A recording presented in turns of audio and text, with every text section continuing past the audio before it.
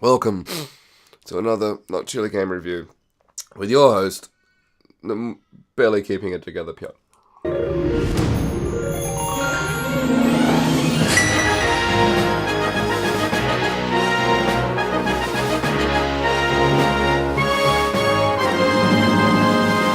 Hello and welcome to another Not Chilli game review. Today we'll be looking at Zelda: A Link Between Worlds, which has just been released on the 3DS. Well, it was released in November last year on the 3DS. This incarnation of Zelda is a technical sequel to A Link to the Past, as it's essentially just set in the exact same world. You're Link yet again, and this time, as happens quite a few times, you're woken up because you're overly sleepy, and you're late for work as a blacksmith. Of course, you have to deliver a sword, which is just a normal sword, to one of the guardsmen, which then gets you into a big kerfuffle about, and meets you with a character called Eula, which is our main villain throughout the game. Eula's thing is grabbing all the main sages and turning them into paintings, kind of freezing them in some kind of perfection. But essentially, Eula decides to do that to you.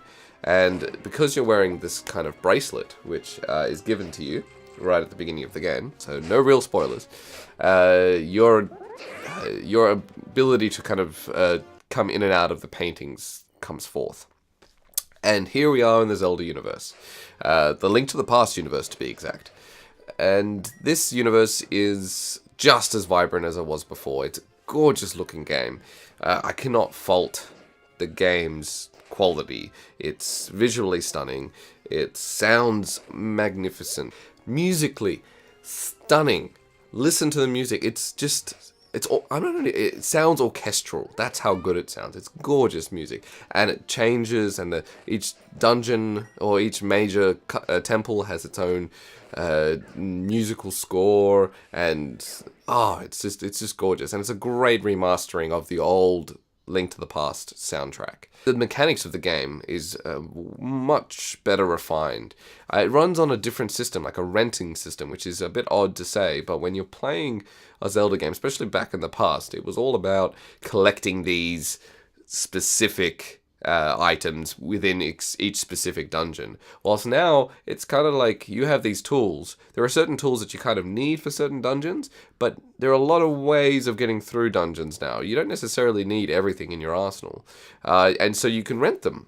And this rental scheme, like I'm going to call it a scheme because, the person, when you die, you lose the items and you have to re-rent them. And that feels like a bit of a scheme to me. Because why wouldn't you just save the person? Why would you just steal the items? Anyway, I know it's a game mechanic. But the idea is that you can either waste a lot of money hunting down lots of enemies to collect that money so that you can buy these items and keep them permanently in your arsenal.